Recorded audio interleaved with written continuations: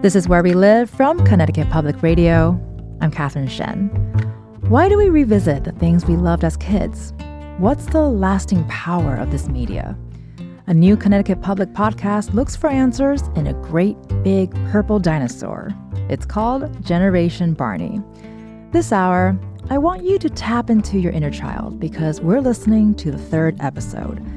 This purple dinosaur got a lot of hate during the 90s. In this episode, host Sabrina Herrera explores why that was. And make sure you stay tuned. We'll hear from an anti-fandom expert, Emily Contois, after the episode. Enjoy the show.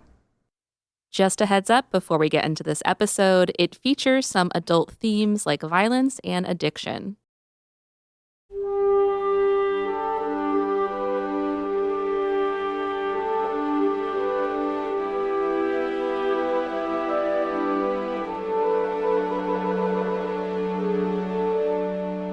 Back in 1992, Rob Curran was still new to parenting. He was living just outside Fort Lauderdale, Florida, with his wife and their 2-year-old daughter, Michelle. Michelle was bright and precocious, and Rob was looking for educational programs to entertain her. That's when he learned about Barney and Friends on PBS. When Michelle first started watching, I was grateful that she really took to all the positive Barney messages. Be a good friend, be considerate, use your imagination, clean up your toys, etc. Michelle was totally hooked. So we were really purple gung-ho. She loved everything about Barney. The music, the kids, the toys, all of it. And she was 100% invested and 100% absorbed. And I thought, Barney is doing great things for our daughter. But then soon I began to see the dark side to Barney. Oh boy. That's right, the dark side.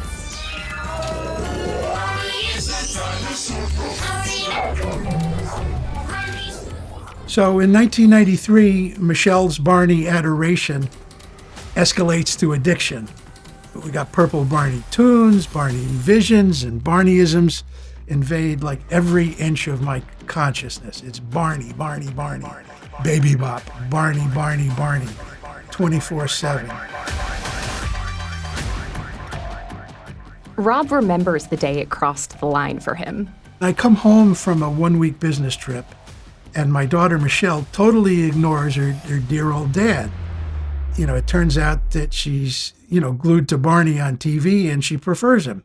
So I feel wounded. I feel spurned, unloved, alone, scorned. I'm bereft. So he took matters into his own hands. His local newspaper, the Sun-Sentinel, just happened to be running a Send a Birthday Card to Barney contest. And Rob let it all out. To exorcise this purple demon, I sit down at my Macintosh and I whip out a birthday card for Beelzebub. It's a satirical newsletter for the fictitious The I Hate Barney Secret Society. And the motto of the Secret Society is, you don't have to tell your kids you belong. Rob distributed copies of the newsletter to some neighbors, fellow parents of what he calls Barney addicts. It's strong language, but Rob says forming this secret society where adults could get together and joke about Barney was part of his own recovery from alcoholism and addiction. And behind closed doors, we have a few adult laughs at the expense of the world's most famous purple Jurassic kitty icon.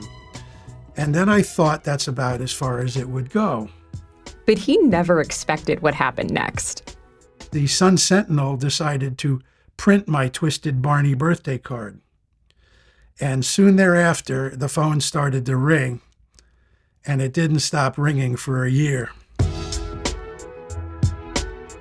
People magazine picked up the story of Rob and his I Hate Barney secret society, and it hit local and national TV. Oh my, today we're talking about Barney, the purple dinosaur who has a show on public television with 2 Emmy nominations, a double platinum CD, and a fan club 7 million strong and growing by thousands every week. Kids love him, but a lot of adults are sick of him. Rob even appeared on the Jerry Springer Show. Meet dads Rob Curran and Ro Khan. Rob is the publisher of the I Hate Barney Secret Society newsletter. And just like that, Rob became the face of a movement against Barney the dinosaur.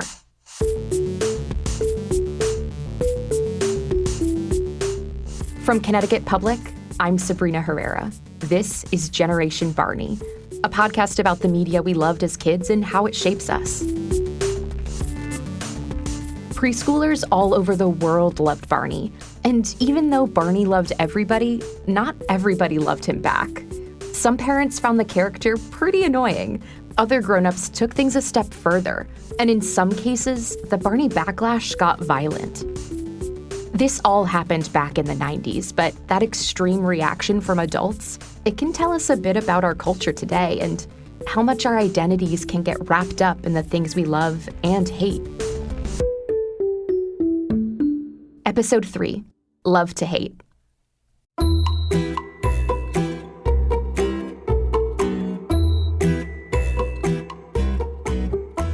Barney and Friends was designed just for preschoolers.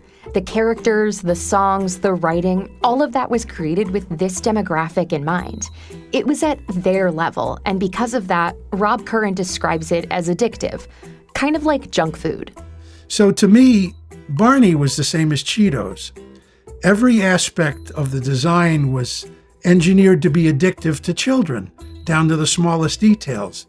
At least, that's how Rob thought about it. I mean, they engineered Barney's voice, they engineered his moves, his manic demeanor. They engineered the inane music that was pirated note for note from the Great American Songbook. Those catchy Barney songs were set to classic nursery rhymes like Yankee Doodle and This Old Man. It's no wonder they got stuck in your head. So, Barney lured kids in, then hooked them. Barney was like purple crack. But was it Barney addiction or infatuation? People talk about falling in love when they talk about fandom. Lynn Zubernis is a clinical psychologist who studies fandom, basically a group of people really enthusiastic about someone or something. You know when you watch a TV show or movie and want to know everything about it? Lynn felt that way when she watched the CW show Supernatural. There was like a moment where I was sitting there watching the show, which I'd been watching for like a season, grading papers. I realized that I had completely forgotten about the papers. Several of them had fallen on the floor. The pen was just sort of poised in the air. But at that point, there was something that I saw in that series, in that piece of media, and it just absolutely overtook me. And it overtook me to such an extent that I asked myself, am I okay? At that moment, Lynn was going through a stressful time, and Supernatural gave her a message she really needed. You always keep fighting. You hear me? That experience got Lynn interested in studying fandoms. It's good for us to be passionate about things, to be fans of things. Lynn says there are benefits to participating in a fandom. It can help us develop our identities. And if you're part of a group of fans, that can give you a sense of belonging, security, and satisfaction. When we become a fan of someone or something, Lynn says there's usually a message in that thing that we need to find, a message we may subconsciously be looking for. Like one moment I didn't know this thing existed. The next I was like, oh my God, where has this thing been all my life? It can feel that sort of compelling because it is speaking to some kind of a need. Lynn says Barney spoke to a very specific need for kids, a need for a sense of safety. There was, for example, a lot of repetition in Barney. Barney doesn't really stray from the Barney formula. There's the repeating of the same songs in it. Barney says a lot of the same phrases again and again and again. They're very affirming and reassuring phrases. Life is really scary when you're a toddler and you're helpless all the time. Those messages, the repetition, the consistency, they're also what draws young kids to shows like Bluey or Daniel Tiger's Neighborhood today. So yeah, Barney fans like me weren't really addicted to Barney. But for parents like Rob Curran, it felt like we were. So Rob started his I Hate Barney secret society to help parents get past their kids' so-called Barney addiction. But from the start, Rob says it was really just meant to be a joke. I started it as a goof on hate groups. It was my attempt at cutting-edge satire, kind of think Saturday Night Live. I was thinking we parents are going to get together for a few laughs at the expense of an imaginary purple dinosaur, and no harm, no foul. Rob drew on his own experiences in recovery from alcohol and substance abuse.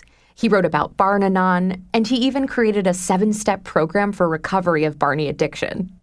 Step 1, we admitted we were powerless over our children's Barney addictions, that our lives had become unmanageable. 2, came to believe that there absolutely, positively had to be, please, oh please God, some power greater than Barney that could restore us to sanity. 3, made a decision to never ever again let PBS or any other network disrupt our family life with a stupid show like Barney. 4, Rob even wrote a questionnaire to help parents figure out if their child was a Barney addict. Do you tell lies to cover up for your child's Barney addiction? Chad's not addicted. He just watches the same Barney tape over and over 10 hours a day. Okay, I was obsessed with Barney, but it's not like my mom was lying about what I was doing. Have you taken out a second mortgage on your house to finance your child's Barney habit? Definitely not. We did not do that. Have you brought your addict any of the following Barney purple paraphernalia? Barney or Baby Bop plush toys, videos, hats, sneakers, knapsacks? Yes. Sheets, pillowcases, bedspreads, lunchboxes, thermoses, pajamas, coloring books? Nightlights, light switch covers, t-shirts with matching pants or dress? Oh boy. While your child was asleep, did you ever put her Barney doll in the trash compactor, only to pull it out when overwhelmed by guilt and shame? Again, Rob says this was all satire, but he really hit a nerve with parents and non-parents alike. It was in 1992, around the time the show was just starting to get popular. And it would come on TV every now and then. My son was 7 at that point. Libby Tucker teaches English and rhetoric at Binghamton University. I really got interested in researching what was going on with Barney the dinosaur when my son was watching an ad for a local Barney show. And he looked at it, looking as if he were hypnotized, and said, "Can we go? Can we get front row seats?" in a robotic sort of voice. And this worried me. It was as if the TV was calling out to him, and he felt he had to go to that show. Libby wrote an academic paper back in 1999 where she looked at kids' responses to Barney. She noticed that kids at her son's playground were singing these parody songs. I remember that the shotgun one was very popular. I hate you, you hate me, we're not a happy family. With the shotgun boom, Barney's on the floor. No more purple, dinosaur. Oof, the kids were not all right. If you were a kid in the 90s, you probably heard some variation of this song on the playground or at recess. I definitely did, and I definitely hated it. Joy to the world that Barney is dead. We barbecue his head. It was very common at that time for kids to be singing parody songs. Libby says that parody songs are a regular part of childhood. Like, even she remembers singing a parody of the Battle Hymn of the Republic when she was a kid.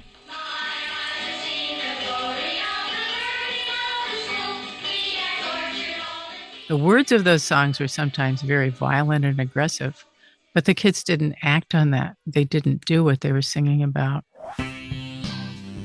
That wasn't the case with Barney. With the Barney backlash, it changed into action quite a lot.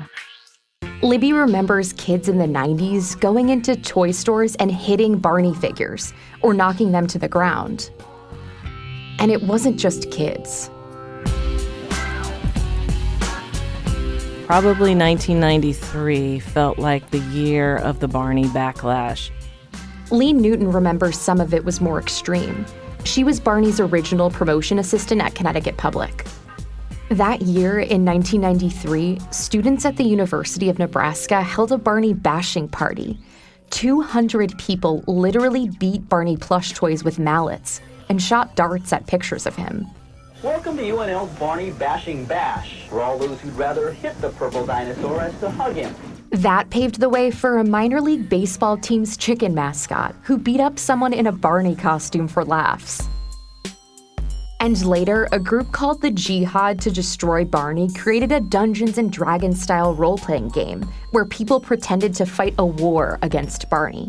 Saturday Night Live also got in on the hate. And it was, I think, Charles Barkley was the guest with Nirvana. That's Lee Newton again. And he basically was playing one-on-one basketball with Barney in a costume. Hey, Barney, what's going on? What we doing, baby? What's going on? What's happening? And he keeps sort of pushing him down on the floor or hitting him with the ball. And at the end, he and Barney walk out, of the basketball court, and Barney has bandages all over him. So it just was a thing where people just love to hate Barney. And, it felt like we were defending the show. I mean, usually if you've got a children's show on PBS, it's something that people love the show, kids are learning from it, It wasn't controversial usually, but Barney became controversial. Even Congress went after Barney. Remember, Barney aired on PBS, and in the early 90s, the show was bringing in a lot of money during its fundraising drives. So politicians like former House Speaker Newt Gingrich argued that was one of the reasons public broadcasting didn't need federal funding anymore. Big Bird makes money.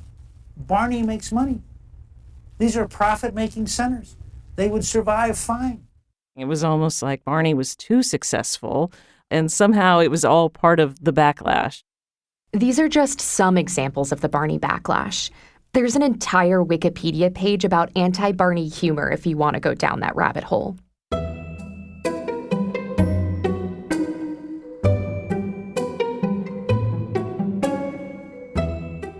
This backlash might not seem like a big deal now, but as a kid, it kinda sucked to have the thing you love get so much hate.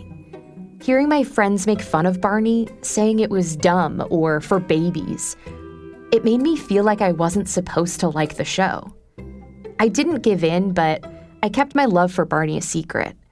It became a part of me that I only shared with my family. Something special I could only talk about at home. But fans like me weren't the only ones that were affected. All of this Barney hate had a real impact on the people who worked on the show, too. Like Bob West, he was the original voice of Barney. There were, certain things, certain messages that people would send that were pretty threatening. If you get a death threat from a middle school child who sends you an email, then it doesn't make me feel bad for me. It makes me feel bad for them because they're obviously going through something that's leading them to act out in this way. And that happened a few times because my email address got leaked. Bob says other people on set received more serious threats. He didn't take the ones he got personally, though. Neither did David Joyner, the actor inside the Barney suit in the 90s. He also received some hate during his time on the show. Some people just feel the need to hate. I don't know why. They just feel the need to hate. I was in a parade in New York, the Toys R Us parade. We're coming around the corner, and I see this man. He's yelling, "I hate you, Barney. F you, Barney." I'm on this float, and he's standing in front of a sea of people shouting this, and some people are looking at him like, how can you do this right now? So David decided to spin this into a teachable moment. And so my thing was, I got to flip this guy. I got to help him understand. So I just started pounding my heart like a heartbeat. And then I kind of bowed in front of him. Heart, I love you. Heart, I love you with the bow. By the time the float gets to him, he goes, "Oh, I love you, Barney." And I started jumping up. And then you hear the crowd going, "Yay!" So sometimes it's just about changing opinions. David may not have been worried about himself, but he was worried about the impact of Barney hate on fans, including violence toward people wearing Barney costumes or the plush toys. to some of the kids, they're not looking at this character as, oh, that's not really Barney. It looks like Barney, but it's not the same Barney costume. But for a child, it's Barney. And here you are beating up on your childhood hero. So that can be traumatizing. But some people didn't see it that way. And that really upsets me. Really upsets me. At times, the Barney backlash could be upsetting. But Stephen White, the principal writer for Barney and Friends, says most of the team behind the show wasn't too worried about it. We were too busy making the show to worry that much about what various critics and trolls had to say. And we also knew the integrity of the project we were working on, which was top to bottom. The Barney community that was making the show really was like a family. We all knew why we were there. We all wanted to make a show that was genuinely wholesome. So when we would hear these criticisms, it made it easier to shake off.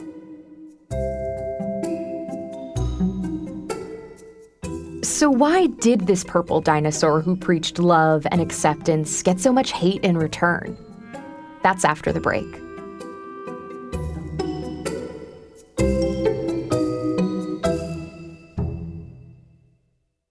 This is Where We Live from Connecticut Public Radio. I'm Catherine Shen. This hour, you're hearing an episode of Connecticut Public's new podcast, Generation Barney. Let's get back to it.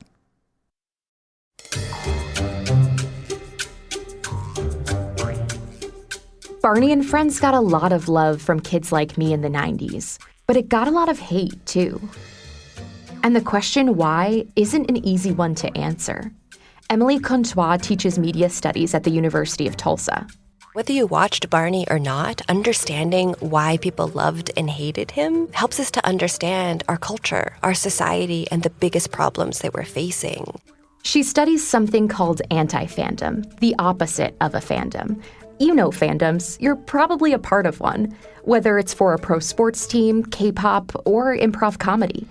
Just me on that last one? An anti-fandom pretty much operates like a fandom. So to be an anti-fan is to also have this personal, emotional, and sometimes quite deep relationship with an element of popular culture. But that emotion is one that thrives in sort of hate and disgust. Anti-fandom is a spectrum, just like fandom. It can mean actual acts of violence, like in the Barney example, but it can also be as innocuous as hate-watching something, like the Kardashians, or Emily in Paris, or maybe the Fast and Furious franchise. Family. Which is something that I both love and hate, but the way I consume it is sort of as an anti-fan, that it's just as deep, that I've seen all the movies, we rewatch them all before we go watch a next installment, and at the same time, right, like we're making fun of how many times they say family. Family. Your family. There's this edge, right, that we're sort of making fun of it as we watch it, but getting so much pleasure from doing that. So get this, Emily got into studying anti-fandom because of a literal guy. I'm Guy Fieri and we're rolling out, looking for America's greatest diners, drive-ins, and dives. Yeah, Guy Fieri, the celebrity chef. The one with the spiky bleach blonde hair, wrap-around sunglasses, and flame-patterned button-up shirts. The mayor of Flavortown has as many fans as he does anti-fans. Emily wasn't necessarily interested in the what of that hate, but the why.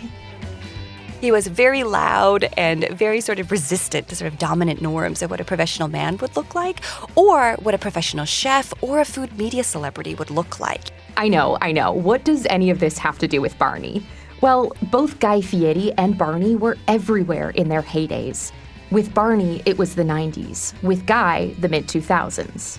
He was on Food Network every night of the week, and it was like you couldn't escape him. He was just everywhere. And so thinking about how influential Barney was, that similarly, when any child phenomenon becomes that big, there could be both enthusiasm and support for it, and also these anti-fan kind of reactions. Look, there's no benefit in hating something that's really obscure. You're not really gaining anything. But if that thing you hate is everywhere, if you can't escape it, chances are you can bond and build relationships with other people over that. Parents today might feel that way about kids shows like Paw Patrol or CoComelon, especially CoComelon. Just listen to this theme song. Nah, just kidding, we won't do that to you. At the end of the day, anti-fandom, just like fandom, is really a social activity at its heart.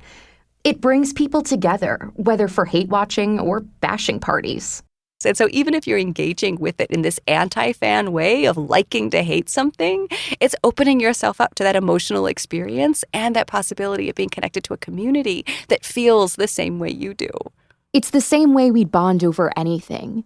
But Libby Tucker, who studied the Barney parody songs, says parents sometimes hated Barney out of fear. A fear that something was going to come, take over their children, and make them disappear. Basically the definition of stranger danger. Libby says this kind of parental fear goes way back. Before stranger danger, it was the legend of the Pied Piper. Who comes in, called in to take care of the rat problem the town in Germany has.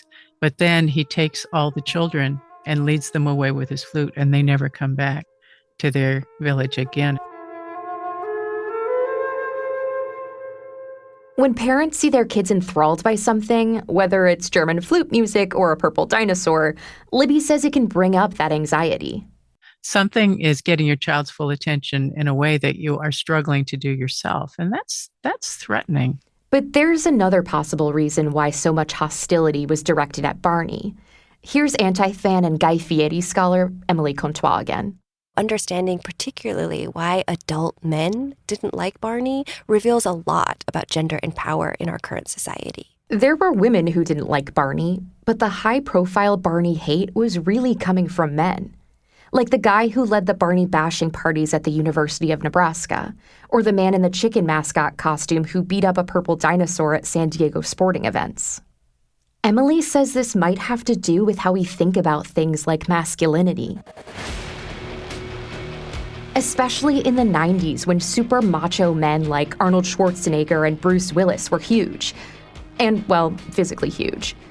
Barney was kind of their opposite. He offered up a different model for masculinity, even as a purple dinosaur and not a human.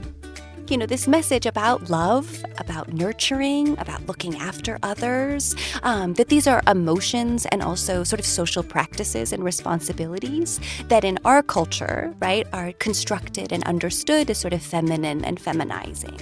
Emily says the hate had to do with Barney's appearance as much as what he preached. Barney was big in stature, but also soft and round and bright purple. He had a goofy smile, not a mouthful of sharp teeth like in Jurassic Park. He talked about love and empathy instead of being the strong and silent type. He wasn't exactly what people pictured when they thought about masculinity back then. Barney could be understood as resisting that, pushing back against that, offering a different model of sexuality and gender and size all coming together. And so for some of these, men who reacted very poorly to him, that could be a piece of their reaction. For some, Barney was queer-coded. There are parts of him that might come across as gay. That's how one right-wing pastor interpreted him. In 1994, Joseph Chambers wrote a whole tirade against Barney. He accused Barney of preaching the occult to kids. He said the character was an abomination unto the Lord and that he pushed the liberal left's agenda. He even suggested that Barney was a pedophile and gay in a Los Angeles Times article. A part of that, white, masculine sort of set of authorities is also this incredible resistance to homosexuality. There were also other homophobic jabs at Barney. Those playground parody songs, the I hate you, you hate me, some of them joked about Barney giving people HIV or dying from it. This was all happening during the AIDS crisis when there was a lot of homophobia in the US, including in songs, in movies, and on our favorite TV shows. This all spilled into children's media too. Barney wasn't the only character for kids that people mocked for being, quote, gay. That happened to another purple character, Tinky Winky from the Teletubbies, and also Bert and Ernie from Sesame Street. The Barney backlash wasn't the first anti-fandom in pop culture. There were so many, long before Barney was a target. Like, people loved to hate disco music back in the day. In the 70s, Chicago White Sox fans infamously stormed the ballpark to usher in the death of disco. As if. But the Barney backlash wasn't just significant because of how violent it sometimes got. It was notable for when it happened, at the dawn of the World Wide Web.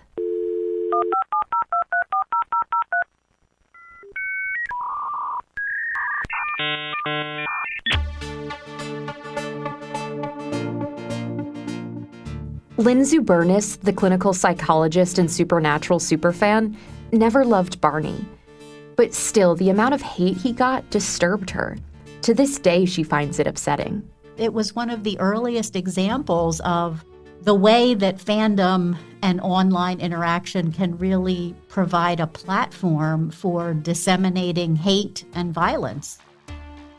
For her, the 90s was kind of a turning point for hate in our society. That was kind of a cultural shift at the time. I think it was the time when like Jerry Springer was becoming popular and viral videos were starting to be a thing. And unfortunately, that certainly hasn't gotten any better, but I think that was one of the first times that we really saw it happening. Technology played a huge role in helping to spread hate that decade. That's when cable news and the internet blew up. People were connecting in new ways, like chat rooms and online newsletters, including over the things they didn't like. The internet allowed fans to interact in real time, over their love or hatred of anything, really. Something that's exploded with the rise of social media today. And I would argue that social media has been a tool that has mainstreamed both fandom and anti-fandom. That's Melissa Click. She teaches a class on the politics of pop culture at Gonzaga University. She says people build their identities around hating on something like Barney to feel like they belong. So we're drawn to like things that resonate with our identities. And likewise, I would say we are drawn to hate those things that don't resonate with our identities. Things that feel other or different, or maybe we perceive them to be taking up too much space. That's where we start to see identity coming into play with anti-fandom. So Melissa wonders if the Barney backlash grew in the 90s in part due to just how big Barney was.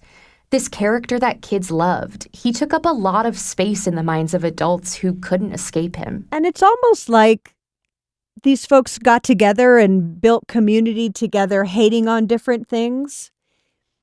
And Barney just sort of got in their crosshairs, and it drew media attention. And as they became more visible or got more notoriety from hating Barney, it just sort of added fuel to the flame, where something that might have been, simple and not notable, as it drew media attention, it became bigger and bigger. It made me wonder how much was actually about Barney at all, and how much of that hate was about messages of love and kindness to other people.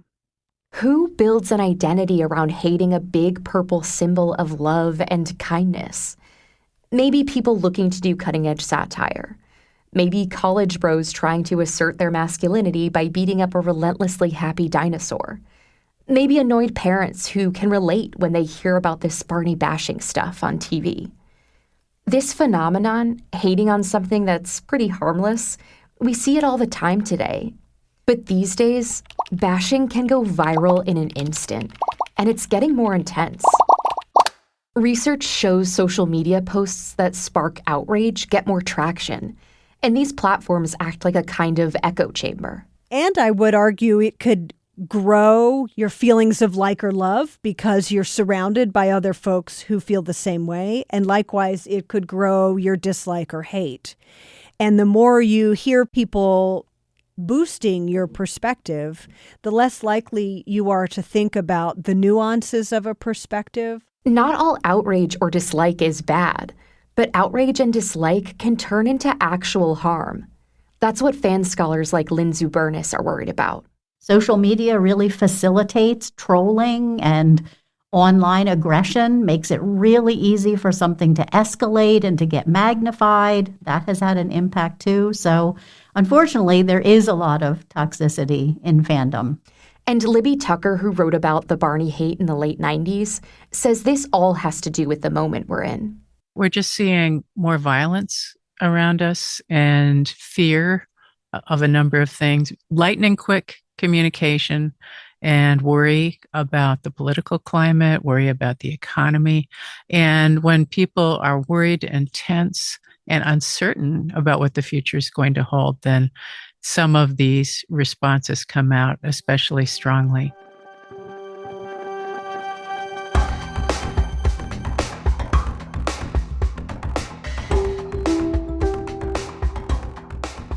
In a world with so much divisiveness, does Barney's I love you, you love me philosophy even feel possible anymore?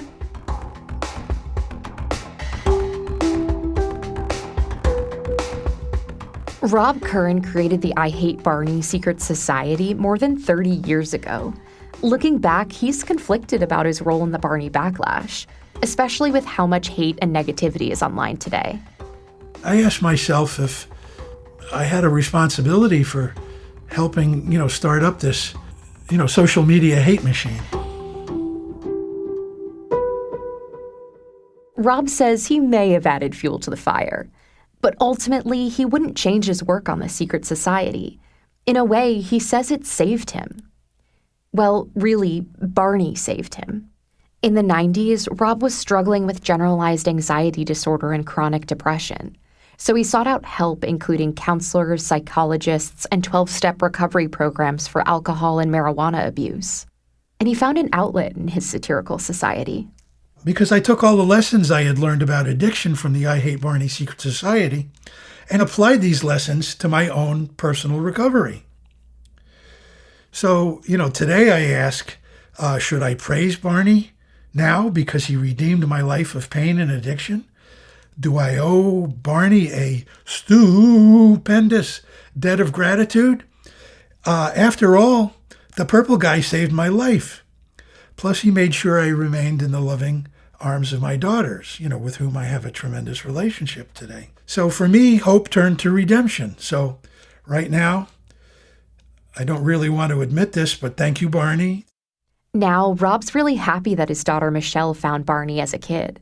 And he's really grateful for all that the purple dinosaur did for him and his family. Yeah, I was raised by Barney, but in a lot more circuitous and tortured manner, I think. In the end, Barney helped me develop into the kind of person that I'm happy to be today. So maybe Barney's I love you philosophy is still relevant today. At least, it is for Rob, who's leaned into Barney's values in his own life. The same goes for childhood fans of Barney who've grown up and are still connecting over their love for the purple dinosaur as adults.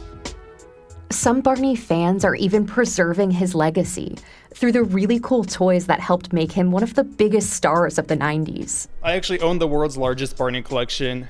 They want to have a coat that's got the character on it, sneakers with the character on it, backpack with the character on it. They want to watch it, see it, read about it, all of that. So in 94, the top earning entertainers were in order: Steven Spielberg, Oprah Winfrey, and Barney.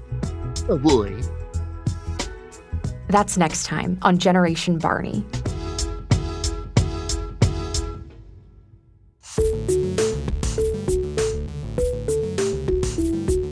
This episode was reported, written, and produced by Meg Dalton and Lily Tyson. It was edited by Cassandra Basler. Sound design and mixing by Jay Cowett. Jay also composed the podcast's theme. Additional music in this episode from APM. Megan Fitzgerald is our project manager. Additional editing help from Katie Tolarski, Catherine Shen, Robin Doyon-Aiken, Megan Fitzgerald, Chloe Wynn, and Patrick Scahill. Thanks also to Jonathan Gray and Linda Holmes, whose work helped inform this episode. If you want to learn even more about the Barney backlash, there's a documentary called I Love You, You Hate Me on Peacock. Marketing support provided by The Podglomerate. Legal review by Lou Levy from the firm Lerman Center, PLLC. Lauren Komrosky is our Chief Digital Officer. Vanessa de la Torre is our Chief Content Officer. Generation Barney is produced with support from PRX and is made possible by a grant from the John S. and James L. Knight Foundation. Special thanks to PRX's Stephanie Kuo, our muse and fairy podmother, and also Mike Russo, Grace Abler, and Tony Carlson. To learn more about this podcast, visit ctpublic.org/Barney. I'm Sabrina Herrera. Generation Barney is a production of Connecticut Public. Back in 1993, I called Barney like a Paleolithic Mr. Rogers. But I got that wrong. It turns out that he wasn't Paleolithic, he was really Jurassic. So I guess I should have called him, Jurassic Mr. Rogers.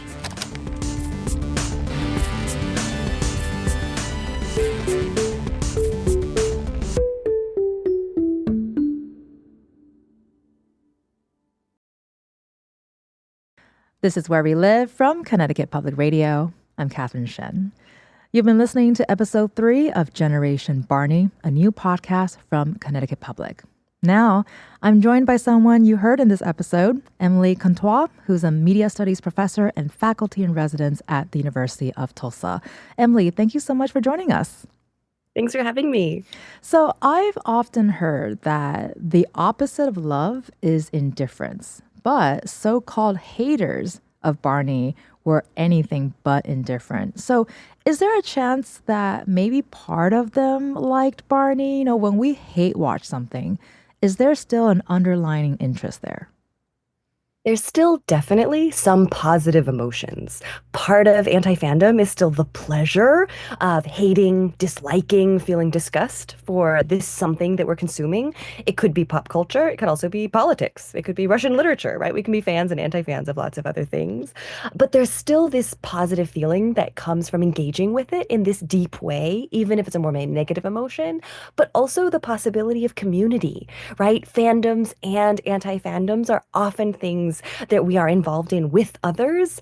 We might find them just through, right, our shared disdain. They might not be friends of ours in other contexts. And so there's this possibility for deep and enthusiastic, right, sort of emotion, even if it isn't the love of something that we would say we were a fan of. And I think it also goes back on fans, right? Fans can also have some pretty ugly ways that we express that love, right? Are you a true fan? Do you know enough, right? Have you expressed your fandom in an appropriate way? In the same way that anti-fans, right, can have some more positive aspects of building community as they hate watch or dislike, particular properties. Well, I always find that to be so fascinating because it is sort of the opposite end of being a fan. But like you said, there's still emotions. There's still building community. And I mean, the idea of that being a community is just so interesting to me. And on that note, you say that, looking at people's reactions to Barney can really help us understand our culture, society, and some of the biggest problems that we're facing. What are some of the problems that you are referring to? And, what can we learn from them?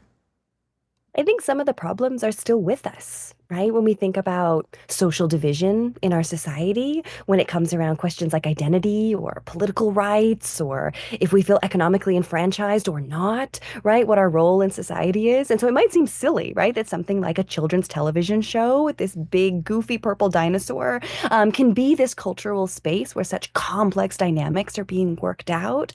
But that's part of the magic of studying popular culture. Even if it's written for children, it's not just superfluous. This isn't just silly culture that's fluffy, that has nothing to say.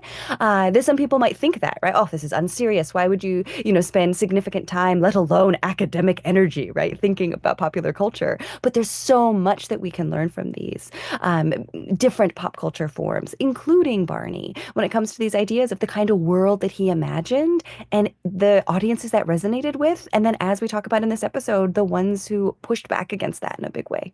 And I think we often talk more about the things we love versus the things we hate. So why is it important for people to look closer at the why behind their hatred for something? I think one of the things that I'm most concerned about is this fact that people have said that anti-fandom is the new fandom. What does it mean that the way that a lot of people across a lot of different demographics are engaging in pop culture, but also, all these other aspects of our lives, that it's through hate or irony or cynicism, right? That's a very different way than an enthusiastic love or a commitment or loyalty, that it's a very different set of emotions. And so in the academy, there are lots of scholars studying affect, right? That these aren't just personal emotions that we each feel in ourselves, but they are political, they are social, they're historical. And so what does it mean if we as a people are becoming one more animated by hate than by love? And so maybe that takes us back to, our previous question of like, what are our problems, right? We're facing a lot of problems with division when we really need to be unified, given some of the other big issues, whether it's war or the weather changing or all sorts of big problems facing us, that we need to be all unified together to be able to fight them and have a good chance at a healthy, successful future for everybody. And so you study anti-fandom, so you can really grasp the darker underbelly to hating something. But definitely want to ask, do you hate watch? Do you have a current hate watch? This has been so funny. In the episode, you'll hear me talk about Fast and Furious, which was like the closest thing I could come to, right, of an anti-fandom, of something that I don't really like and that I think is pretty dumb, but I get so much pleasure from watching. I love to go to the drive-in with my husband so you can kind of yell at the screen as, these crazy things are happening.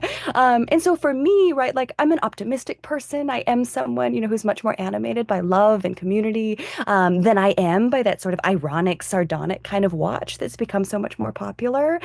So I don't have a lot of hate watching that I'm doing, but two shows that unexpectedly became hate watch. If anyone's, subscribing to Max, you can jump on two. That I definitely watched Sex and the City, as a young woman, right? I made lots of friends in college and in grad school by watching that series over and over again together. So I was excited, right?